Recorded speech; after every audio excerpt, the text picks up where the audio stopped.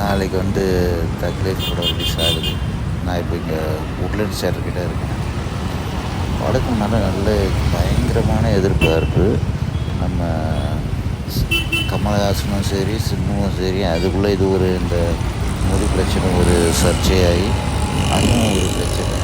ஆனால் கமல் சார் என்ன பண்ணுறாரு, நான் மன்னிப்பே கேட்க முடியாது, படம் ரிலீஸ் ஆகணும் பரவாயில்ல அப்படின்ட்டார். பெங்களூரில், கனடாவில் அந்த படத்தை பற்றி என்ன படம், இந்த படம் எப்போ இந்த படத்தை அறிவித்தாங்களோ அப்போவே நமக்கு வந்து இந்த படத்து மேலே ஒரு பெரிய எதிர்பார்ப்பு.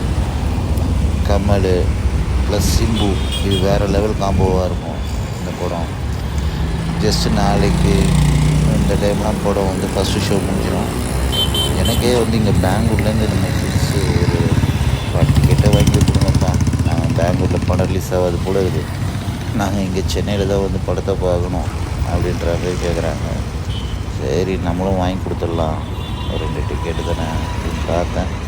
ஆனால் டிக்கெட்டு இன்றைக்கி அவைலபிள் காலைல 9 o'clock ஷோ வந்து இல்லைன்ற மாதிரி தான் சொன்னாங்க, ஃபுல்லுன்ற மாதிரி.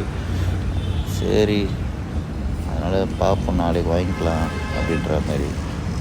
படம் வந்து மணிரத்னம் ஏற்கனவே வந்து செக்கச்சி வந்தவனும் அந்த படத்தில் அவ்வளோ பேர் நடிச்சிருப்பாங்க. அரவிந்த் சாமி நடிச்சிருப்பார், அப்புறம் விஜய் சேதுபதி, அருண்குமார், எல்லாத்தோட அந்த சிம்புக்குன்னு வந்து ஒரு தனி இது மாசாக எடுத்துன்னு போயிருப்போம் அப்படி மணிரத்னம்.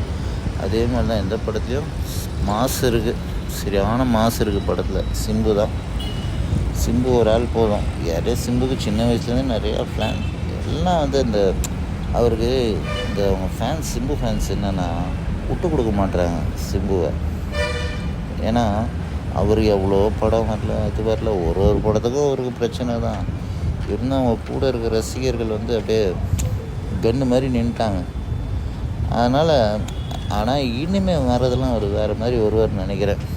ஏன் சொல்கிறேன்னா வேறு லெவலில் இருக்கும் ஒரு ஆக்டிங்கு, டான்ஸிங்கு, மாஸாக இருப்பார். சிம்புக்கு வந்து ஒரு மாஸ் ஹீரோ, அதுக்கேற்ற மாதிரி அவரும் மாஸாக இருப்பார். அப்படி இது வேறு லெவல் படமாக இருக்கும்னு நினைக்கிறேன்.